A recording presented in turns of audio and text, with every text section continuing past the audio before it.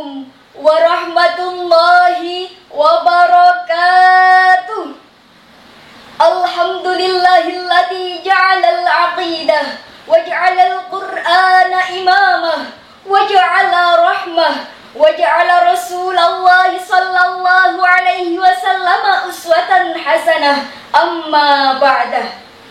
Dewan Hakim yang arif nan bijaksana, hadirin kaum muslimin sebangsa dan setanah air yang berbahagia. Kerukunan berbangsa dan bernegara terusik oleh hadirnya intoleransi agama. Padahal negara Indonesia adalah negara yang multikultural di dunia, dengan ribuan pulau yang ada di wilayahnya, baik yang berpenghuni maupun yang tidak, yang besar maupun yang kecil, bahkan yang belum berpenghuni pun ada di wilayahnya. Yang lebih unik dan menarik, Indonesia dilatar belakangi dengan berbagai macam suku, adat istiadat, budaya, bahasa, dan agama. Kenyataan ini bagaikan dua sisi mata uang. Yang satu sisi berpotensi besar untuk pembangunan peradaban negara Indonesia. Akan tetapi, yang satu sisi sangatlah mengkhawatirkan disebabkan karena adanya konflik dan disintegrasi bangsa.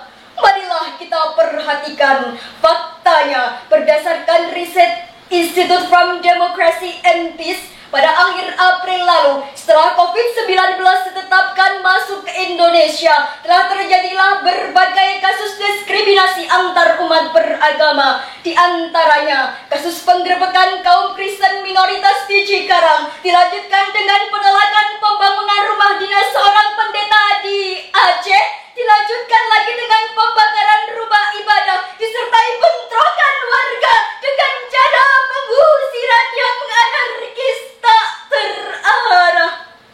Hal inilah yang membuat bangsa Indonesia mulai kehilangan akal, tidak bisa berpikir rasional, kehilangan moral, bahkan kehilangan jiwa bersosial. Banyak yang menipis imannya, jauh dari agama. Pantas kalau Indonesia semakin terpuruk dan menderita.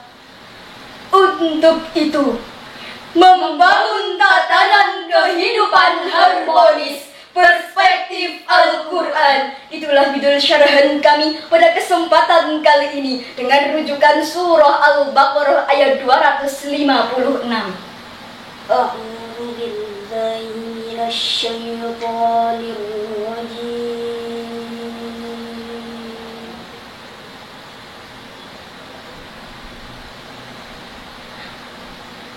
Bismillahirrahmanirrahim.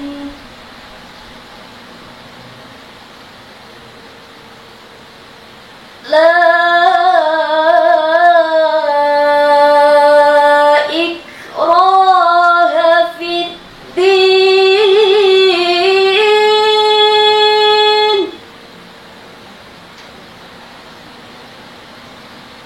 Qad tabayyana ar-rushdu minal ghayy.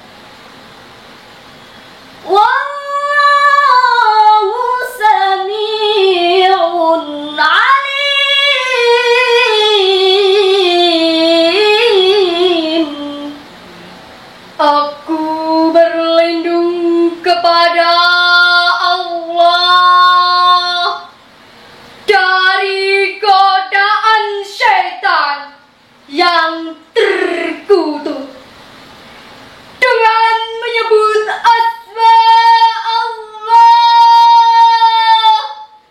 yang Maha Pengasih lagi Maha Penyayang.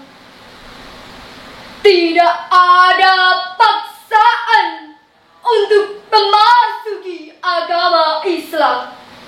Sesungguhnya telah jelas apa jalan yang benar daripada jalan yang sesat. Untuk itu, barang siapa yang ingkar kepada Tauhid dan beriman kepada Allah, sesungguhnya ia telah berpegang kepada puhul tali dengan kuat dan tidak akan putus. Sesungguhnya Allah Maha mendengar lagi Maha mengetahui.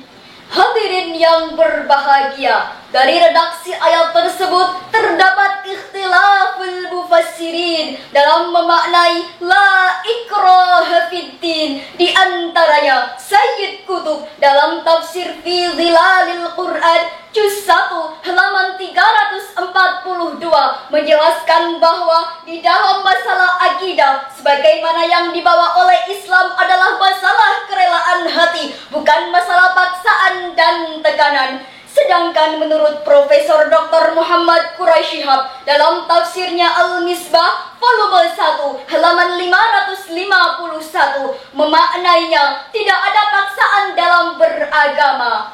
Dari kedua redaksi ayat tersebut, hadirin memberikan penegasan kepada kita bahwasanya dalam masalah akidah kita dilarang untuk memaksakan kehendak, apalagi dengan cara yang anarkis.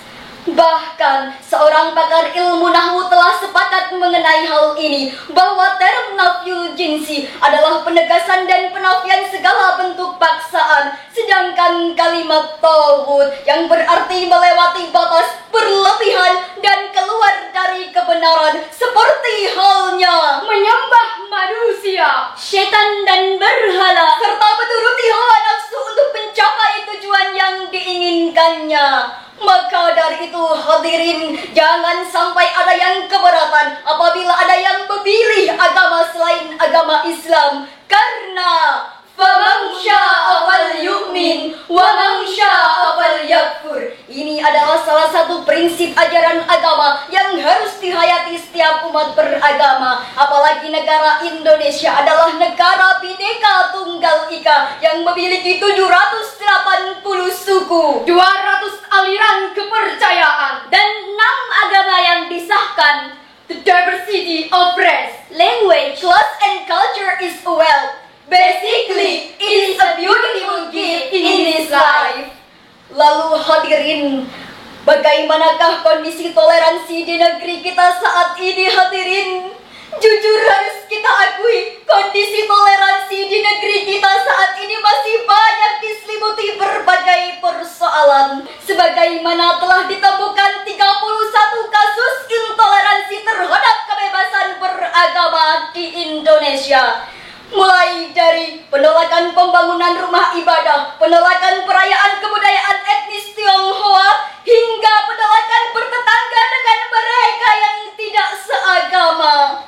Namun hadirin, kasus intoleransi tersebut tidak semuanya dipicu oleh agama, melainkan disebabkan karena faktor ekonomi dan politik. Para pejabat yang haus akan harta dunia menjadikan agama sebagai alat provokasi yang efektif di tengah kehidupan masyarakat yang tengah menjunjung tinggi para tokoh pemuka agama.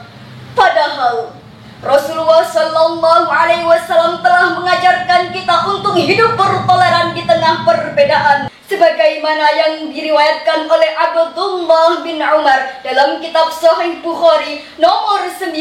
Al-Muslimu man salimal muslimuna bil lisanihi wa yadihi. A Muslim is a person who saves the other by his lip and his hand. Dikuatkan lagi dengan sabdanya, sibabul muslim fusukun wa qitaluhu kufur. siapa yang mencela orang muslim adalah fasik dan membunuhnya adalah kafir. Maka dari itu hadirin, kita dendangkan lagu berikut yang berbunyi, hai kawan semua, yuk hidup bersama. Janganlah mencela dan jangan menghina. Yuk saling menjaga keutuhan bangsa, membangun negara Indonesia tercinta. Hadirin yang berbahagia, lalu timbul dalam benak kita, bagaimanakah kita menyadarkan bangsa Indonesia untuk kembali mengingatkan akan pentingnya toleransi. Sebagai jawabannya, kita simak Quran Surah Al-Mumtahanah ayat 8. La yanhaakumullahu 'anil ladzina lam yuqatilukum fid din.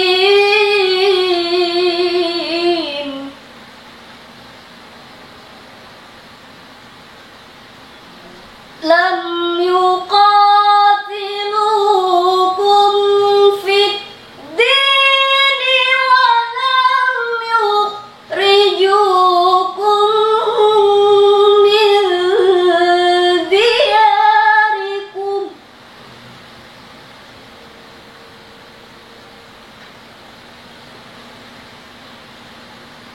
wa lam yukhrijukum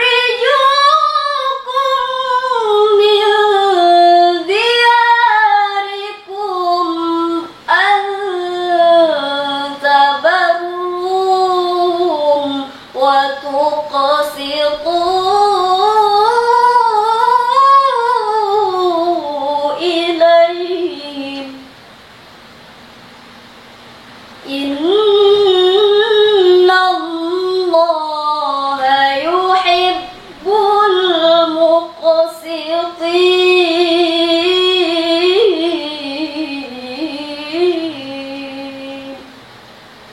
Shadaqallahul azim.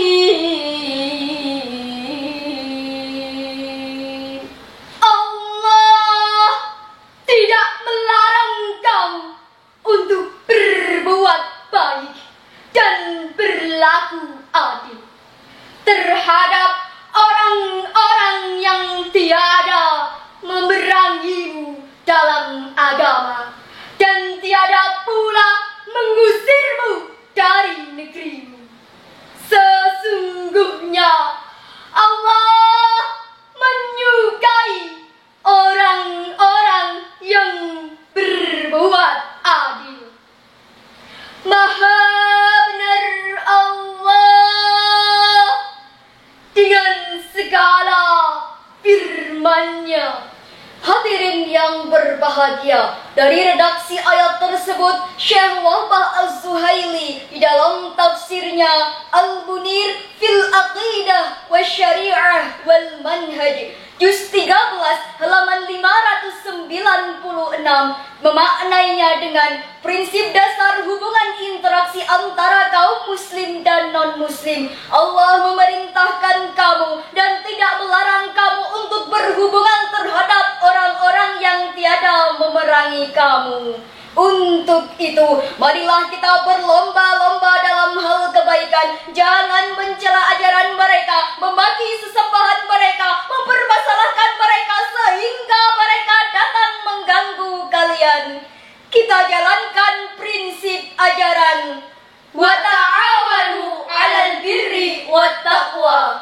Wahai bapak ibu yang duduk di sana, wahai kaula muda, mari bersatu, jangan berseteru. Bukankah kita semua sudah tahu bahwa yang telah merumuskan Pancasila adalah orang-orang muslim, dan sila ketiga adalah persatuan Indonesia yang harus kita korelasikan dalam kehidupan kehidupan. Dengan demikian, NKRI akan terjaga untuk kemaslahatan bersama. Demikianlah yang dapat kami sampaikan.